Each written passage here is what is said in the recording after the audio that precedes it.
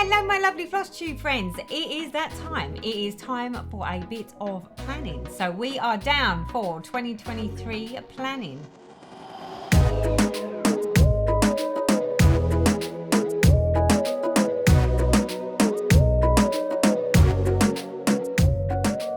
Finally, it is that time of year where it's all about the plans. It's all about planning, it's all about organising, and it's all about knowing what I'm doing for 2023. That said, 2022, I didn't do any of this. So 2022 was, I didn't make any plans. I didn't have any real goals. I was just sort of winging it. And to be honest, I think it showed because it was very unproductive. 2022, I think, is by far my most unproductive year of stitching. It has been my most unproductive year of FLOSSTUBE.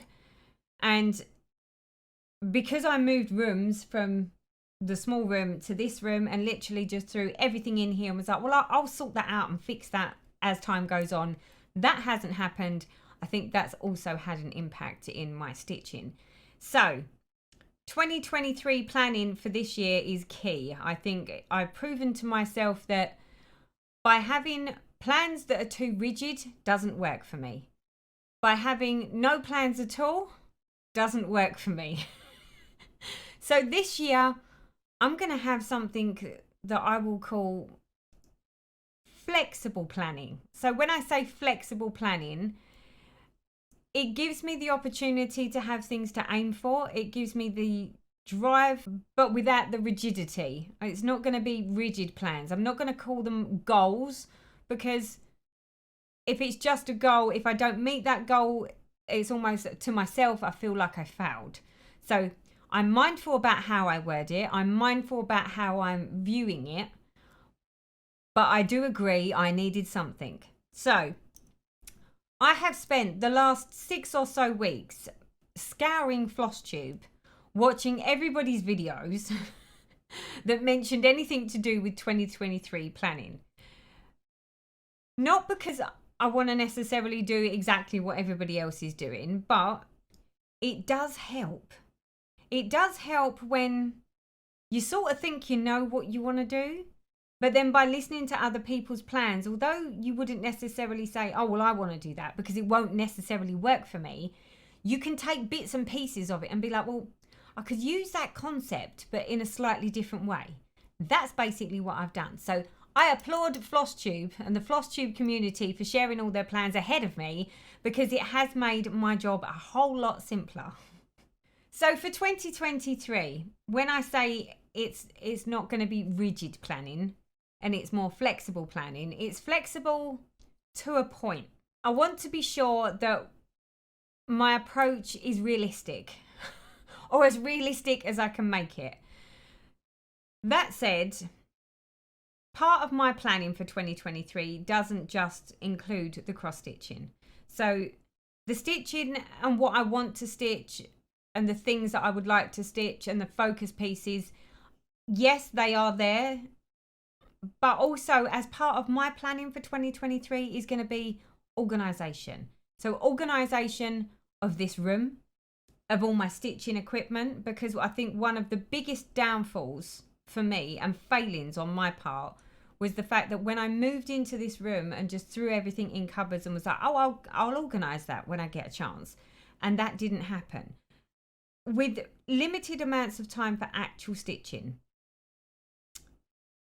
when I decided that I was bored of the project that I was working on, I'd come in here and literally, because everything's everywhere, and you won't know that because you only see this part within this little square box, and it's always fairly clean and tidy behind me. But I'm going to have to name and shame myself here, because I have to share with you exactly what parts of this room actually look like. And this is all the stuff that happens outside of camera shots, so you don't see it. Yeah, it's a bit of a mess because nothing has a place and nothing has a home. And then I just come in and just throw things on the sides because I'm against the clock and I haven't got time. And if I've only got half an hour to 40 minutes of stitchy time before I need to go to bed or before I need to go do something else, I want to be able to come in here, put one project away, know exactly where I'm going to find the bits that I need for the next project, and then just whiz off with it and go and sit in my stitchy space and go and do some stitching.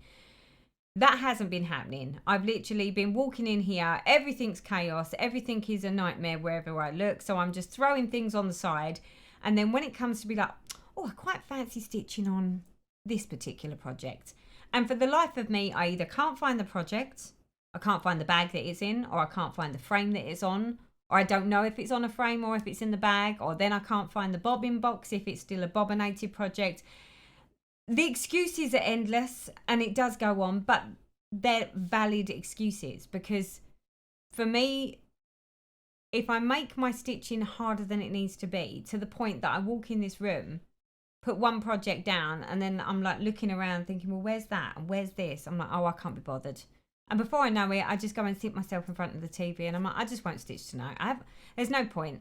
It's going to take me 15-20 minutes to find all the bits that I need and to set it all up on a frame. And I'm only going to get 15 minutes of stitching, and then I'm going to bed. So planning, organising is going to be key for me to make this work for 2023. So for a number of years, I was part of the Jessie Marie Does Stuff WIPGO. I think I did it for about 2 or 3 years, and then last year I didn't do it. That, I think, was a bit of a fatal error, because even though I never fully achieved a full year of meeting goals as part of the WIPGO, it did hold me accountable to quite a lot, and I did manage to get most of the way through the year. The only difference was, for WIPGO on other years, previous years, it's been very rigid. And I already know that to try and make it rigid for me doesn't work. I need the flexibility of being able to stitch on the things that I feel like at the time, or fancy at the time. So with that in mind, the WIPGO boards, I've made some tweaks to in comparison to previous years. So in previous years, I always had one WIPGO board, and that WIPGO board had specific projects named on it. And it would be things like, I need to get 500 stitches, or I need to spend a week on it. So I've rethought that, because I have to go with what my lifestyle is like now. I need to make it fun. I need to make it enjoyable. And most definitely, it needs to be realistic. So with that in mind, WIPGO. WIPGO is going to have 2 boards this year. So we're going to have what I call as a standard WIPGO board. On that WIPGO board, I have categories. So rather than actual named projects, we are going with a category system. So the category system for my standard WIPGO board are as follows: full coverage, samplers, fancy ladies, fancy men, fancy whatevers, fancy thing, yeah, chatelaines, and then it switches into more seasonal stuff, which is winter and Christmas as a combination, autumn and Halloween as a combination, Easter and spring as a combination, and summer. All of the goals that I have set as part of those categories, the maximum amount of stitching will be 5 days, and the minimum amount of stitching is 2 days. So it's like 2 days on this or 5 days on that. Much more realistic, and gives me the flexibility of being able to stitch on things that I fancy stitching, rather than things that actually, you know, it may be a specific project that I've got a bit of a bugbear with at the moment, and I really don't fancy stitching on it. And then you feel like you're being subjected to stitch on something you don't want to stitch on. Also, there is another WIPGO board. I know. You're like, well, you didn't do any WIPGO board last year, and now you want to do 2? I do. So one of the other things that I feel that I've neglected, let's say, is my full coverage. My full coverage has really took a hit as far as the amount of stitching that it's had happening. I have 7 full coverage pieces, of which are not getting any love whatsoever, really. And as part of that, there are 2 focus pieces that I want to stitch on for this year. One is my alternative reality, and the other is my chatelaine evening in the park. Both of those are my oldest whips. Both of them, well, Alternative reality just needed to be much further on. Evening in the Park should have already been done by now, admittedly. It should have been done, but it isn't. So, alternative reality on my full coverage WIPGO board has got more squares than the other projects. So we've got alternative reality, we've got mini red queen, red dragon, we've got Peacock's Lagoon, we've got story keep life is an open book, we've got garlic dragon, we've got the wall shop, and we've got the fairy Christmas. On this board, all the projects are named. But again, the maximum I will ever stitch on anything is 5 days, and the minimum I will ever stitch on anything is 2 days. So as of WIPGO 2023, Jessie has decided, instead of calling the numbers on the 27th of every month, she's now going to call them on the 25th of every month, which is super helpful for me because it gives me time to decide on what projects that I want from my categories or themes, rather than just going and finding the project that was named. So as example, Jessie pulled the numbers on the 25th of December for January's numbers, and January's numbers came up as number 6 and number 10. So number 6 for me on my standard WIPGO board is something autumn or Halloween for 2 days, and number 10, which is any sampler, for 3 days. So in total, that is 5 days worth of stitching. So 5 days out of a month on just one WIP board. I was like, well, that's achievable. That's so much more achievable. Yeah, if I can't meet that goal, then I can't meet any goals. For my full coverage board, number 6 is mini red queen, red dragon for 2 days. And number 10 is the wall shop for 3 days. So again, 5 days worth of stitching. So that's 10 days in total of a month that I need to stitch on these projects as part of my WIPGO. And I've still got all those other days to stitch on anything else that I might fancy. So I feel much more comfortable with this setup than I have in any other year. Also, to spice up 2023, I've decided I'm going to add some extra special things in for the odd month in here and there. So I've decided, just for a few months in the year, I'm going to do some extra bits. So in February, I'm going to do full coverage February and focus on some full coverage on top of what I would be focusing on within WIPGO. In May, I'm going to do like a May Madness New Starts, but with a twist. So Garon Stitchery is doing a Designerfocus 2023, and I looked through the list of some of those designers to see whether that was something I wanted to do, and decided that I wasn't prepared to commit to every month. So on that basis, I've made the decision that I did a May Madness type thing back in 2022, which I absolutely loved. So I'm going to do the same again in 2023. So it'll be a new start, but it'll be new start once a week. So one new start a week for May, of which I have picked some new designers to me from the Garon Stitchery list. So here is my list of designers. I've never stitched on any of these designers before. I have looked at some of the charts, and I really like some of them. Some of them are quite cute, but I've never been a smalls or smaller design type stitchy person. I've always gone with bigger designs. So I've had a little look through. There's a few that I've seen that I like.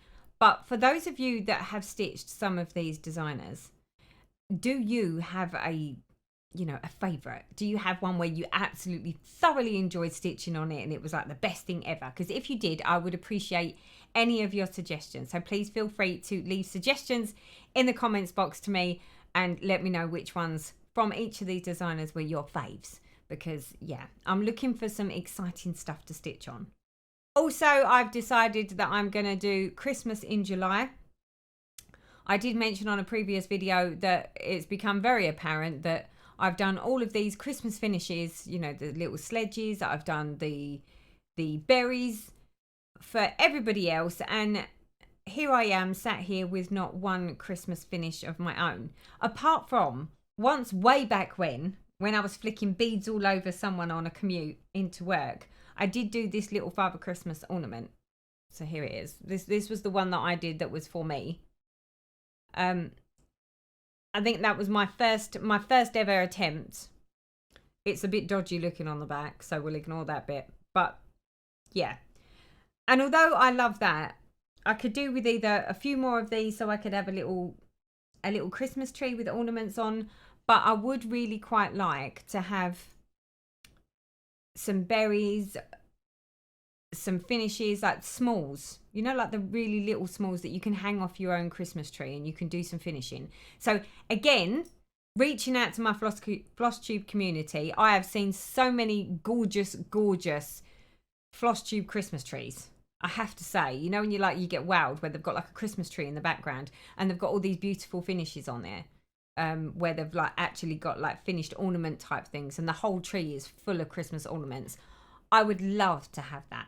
So again, call out to the community if you've got any suggestions of some really good, what I call quick stitch type finishy type things that I could do to hang off of trees for Christmas in July. I would appreciate any suggestions that you have. Please put it in the comments below. What would I do without you all? See, you all have to partake in these videos. You can't just sit there and watch. I need your help. So Christmas in July. Also, my way of looking at that was I would like to get some more berries and those types of things done with the view that if it gets too close to Christmas next year in 2023 and I don't have enough time to do Christmas finishing, as a worst case scenario, I could use some of the stuff that I've stitched potentially for myself and gift those instead. So yeah, it's sort of gonna kill two birds with one stone, so to speak. And then finally, I'm gonna attempt to do September sampler. So in September, I will be attacking some samplers, whether that be hands across the sea samplers or whether it be long dog samplers or whether it be modern folk embroidery type sampler. Just yeah, any samplers that I've got on the go. So just to add some extra spice to the year. Also for 2023, I've decided to sign myself up for a Fabric of the Month club. I used to be in a Fabric of the Month club with Chromatic Alchemy. Then I switched over to a thread club with Lakeside Needlecrafts. Now I've decided it's time for some more fabrics. I know I've been dyeing some fabric myself, and yes, it's enjoyable, but I do love to receive fabrics in the post.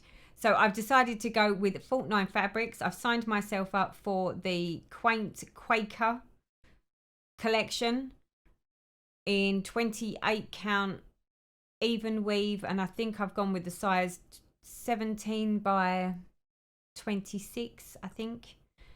So I'm really excited to be part of that and to get some more fabrics. I need more fabric, Steph. I really do. And I decided with the more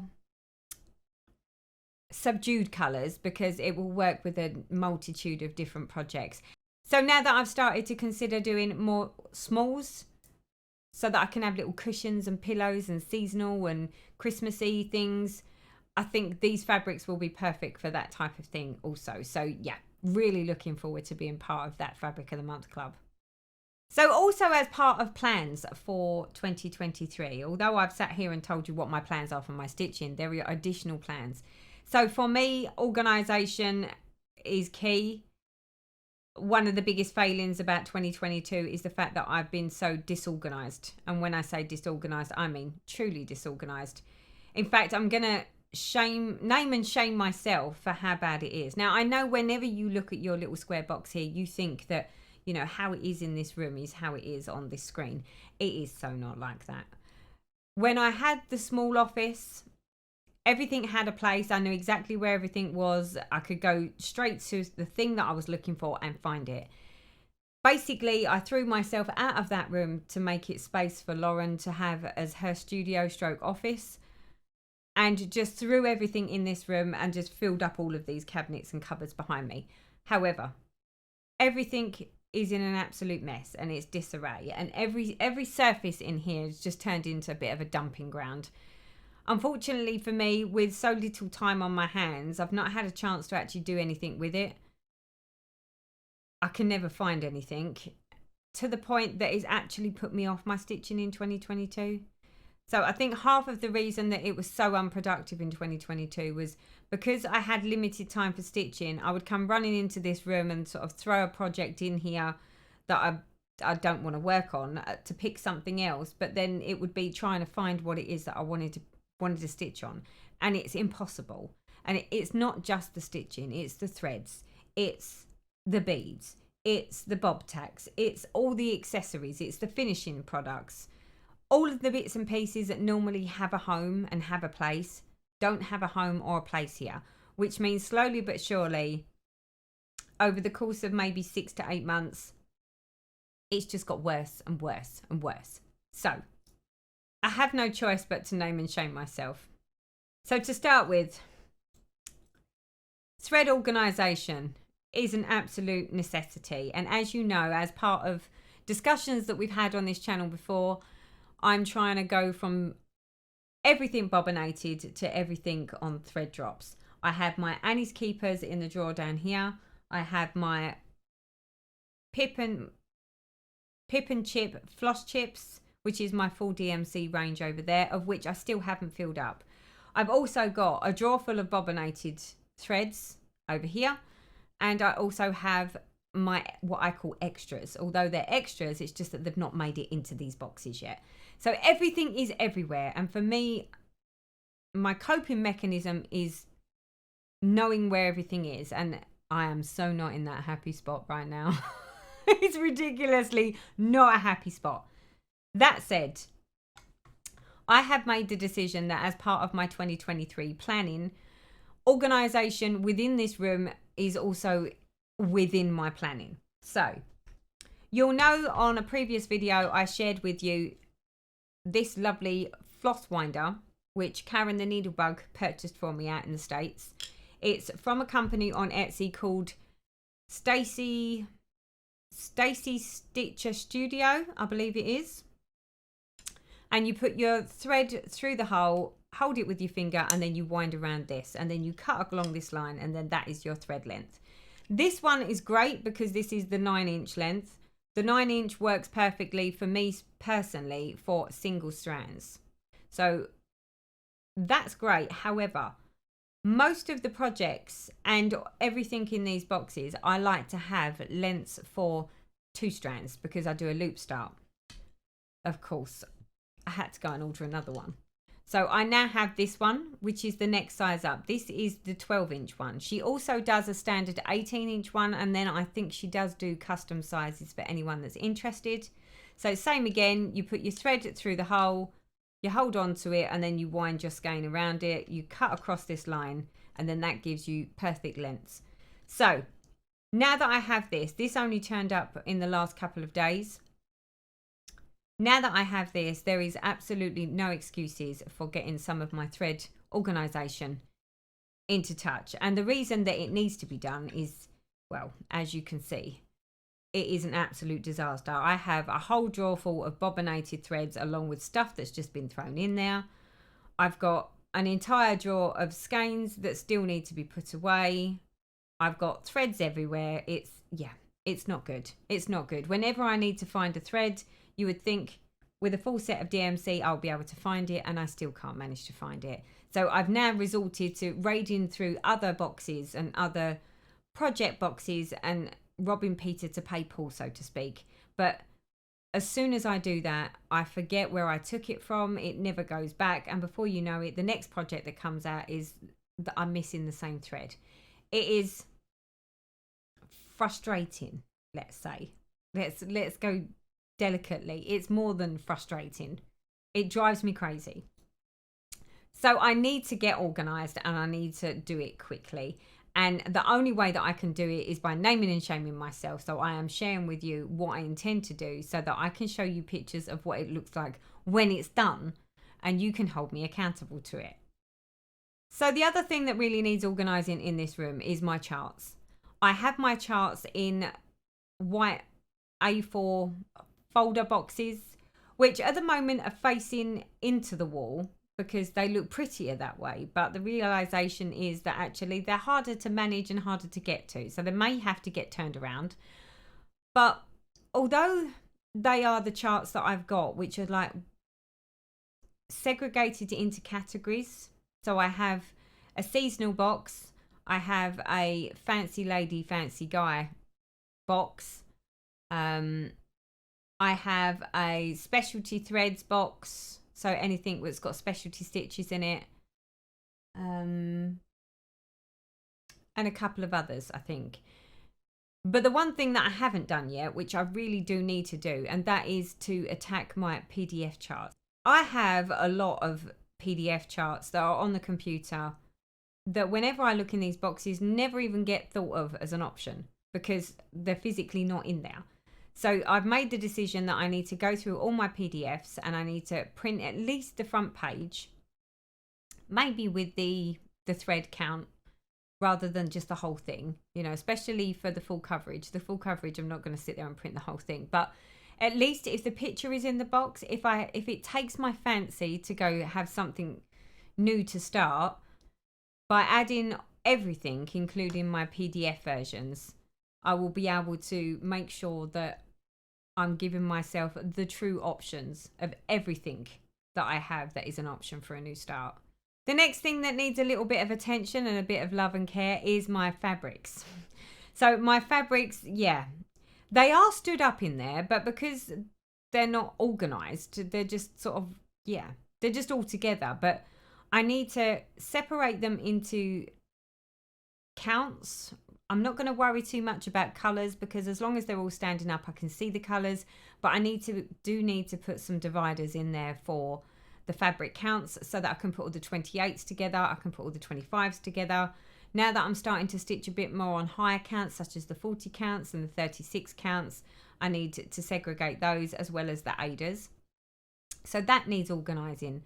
Along with that, I also need to look at my fabric dyeing. So although I've not been doing it very long, I do seem to have collected quite a lot of equipment just for my fabric dyeing. So the dyers and all the Tupperware boxes and the pipettes and all the bits and pieces that go with it. Again, they're sort of, I don't know, throughout a whole cupboard and just bits and pieces left everywhere. So I need to find a home for all of that so that I can just quickly go there and just get what I need. This is the point. Everything for me is taking too much time. I'm spending far too much time looking for stuff when I know that I'm on a limited time to actually get that thing done. But by the time I've actually got to getting everything out, I really can't be bothered. I know that sounds really quite lazy, but it's the truth of the matter. My beading, well, see, that's going to be a task in itself. For those of you that don't know, weren't aware from before I started FLOSSTUBE back 8+ years ago, I started doing beading before I did cross stitch and before I started beading with cross stitch. So I have a rather huge supply of beading materials and supplies, of which some needs to go on some sort of destash. I have no idea where I can destash it, but when I say destash, it won't necessarily be the beads that I could reuse as part of my stitching, but everything else. So all of what I call the hardware for beading, the bigger beads that you can't use on stitching, those sorts of things, they're going to need to be destashed. I have no intentions of going back to just doing beading. Anybody that knows where I can destash, please leave it in the comments below, because everything that I've looked at on Facebook for destashing is all cross stitch, not beading. So I have no idea where to go to try and destash some of that.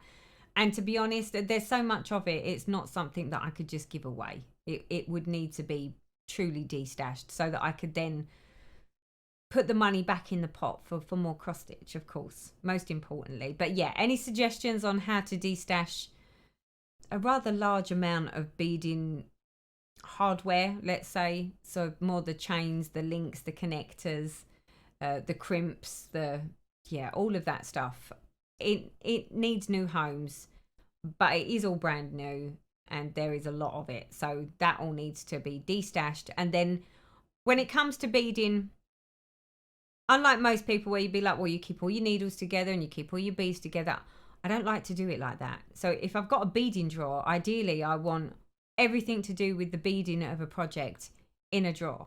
I want the beads in the drawer. I want the needles for beading in that drawer. I want the bob tacks in that drawer. I want the sticky mats in that drawer. So at the moment, I've got beading needles in with the other needles, and I've got the beads in another drawer on the other side of the room or out in the utility room. Again, you end up going from room to room trying to find what it is that I'm looking for. It just doesn't work. So all my beading stuff I need in a drawer together with the beading needles, with the bead along mats, with the bob tacks, so that everything is in one place and rather than just sort of sprinkled all over the room or all over the house. Finally, it's the tech and equipment. Now, for most of you, you'd be like, well, I don't understand, what tech and equipment do you need to be sorting out, Teresa? Well, doing FLOSSTUBE in this room is fine because this is like a stationary setup. It's not something I can move around. It's fixed. However, when I then go and do either a stitch with me in the living room, or I do a FLOSSTUBE from the living room, or I do a tutorial video in another room, I need to have a different setup completely. And there's different cables, and there's different stands, and there's different cameras, and there's all this different tech, which slowly but surely over time, I've got some in that drawer over there, and I've got some in this drawer over here. And then I've got lights, and I've got all these bits and pieces, to the point now that I don't even know what cable goes with what. So I need to label the cables. I need to throw out the stuff that I really don't use, because there's a whole lot of tech that I used to use back in the day that I never use now. I mean, I've got an old webcam that I used to use, and I can honestly say I cannot remember the last time I ever used it, or if I ever used it. Yeah, I've still got it sat in a drawer, because I always thought, well, you know, what if one breaks? Now I'm in a position that if one broke, there is a spare. So I really won't need it. Yeah, I've still got it. So there's a whole lot of organising. There's a lot more tech than you would think, or that I'd like to imagine, but there is. By the time I've added the cables and the chargers and the battery chargers for the cameras and the different microphones and the cables and leads that I've got that attach to different things and different bits and pieces, yeah, it all needs sorting out and it all needs a home. And finally, what became very apparent at Christmas was my finishing materials. Oh, wow. Oh, wow. I cannot believe how hard it was to find just the smallest of things. I've got things everywhere. So down there, over there, we have got boxes that have finishing items in there. They've got wreaths in there. They've got flower circles in there. Things that I was going to use to put stitching against or on so that it would be a lovely finish.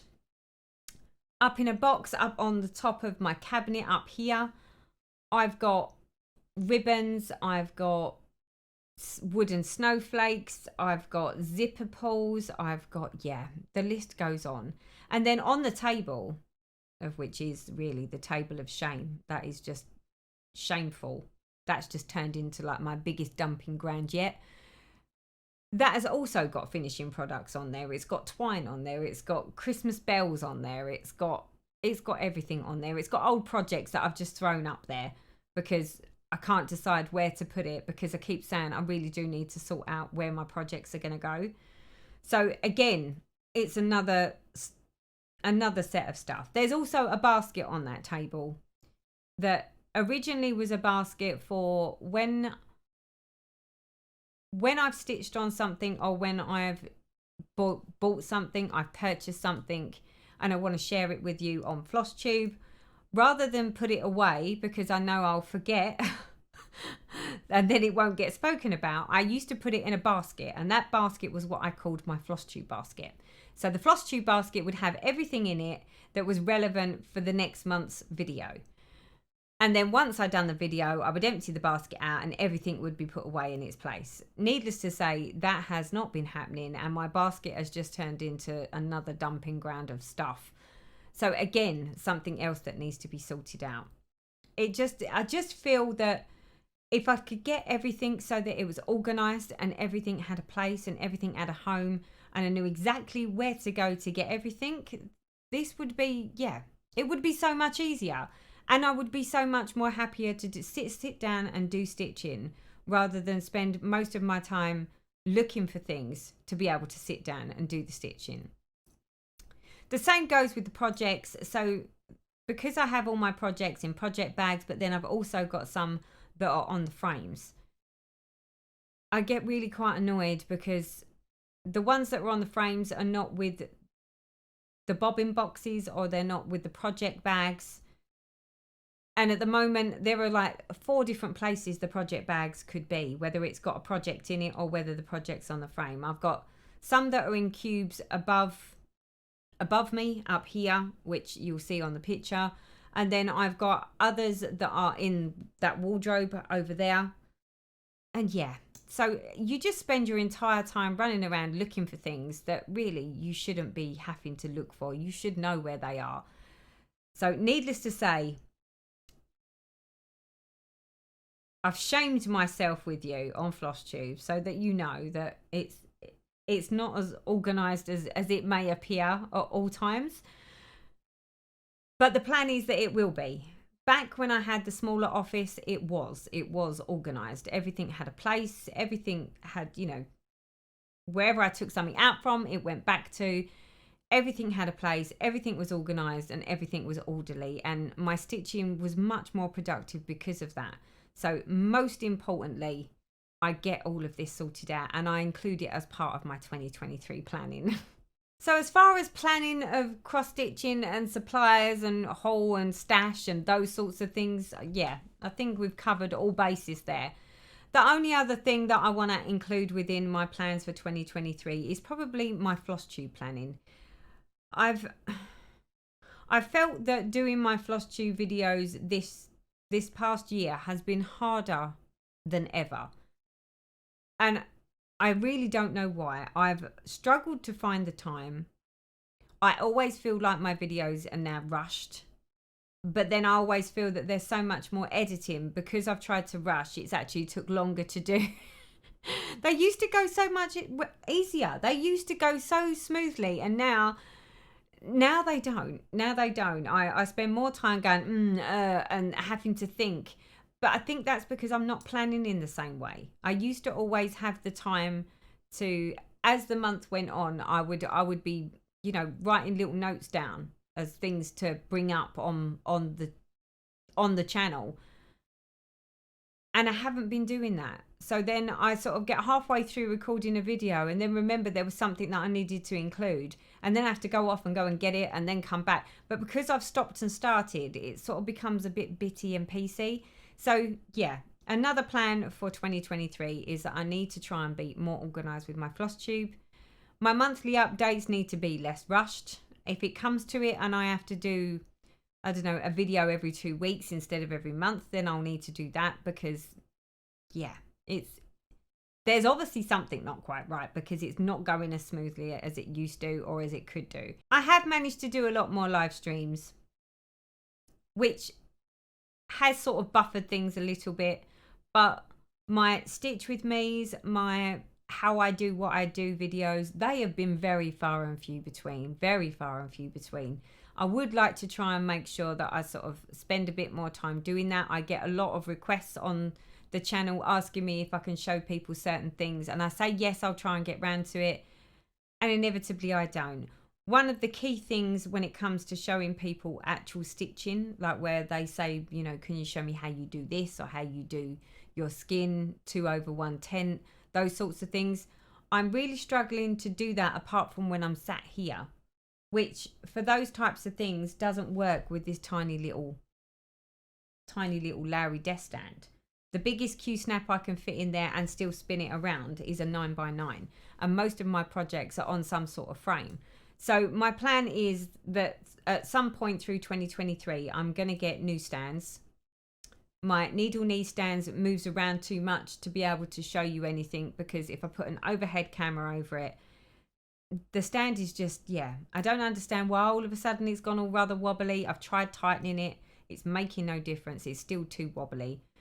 So I do need to find some new stands, and given that I use or have started using the quantum frames as well as the Manelium frames, I would like to try and find something that actually holds onto the frame and spins over, so that I can just flip the work over rather than having to lift it up and lift it over, which is what I'm doing with the needle knee stands.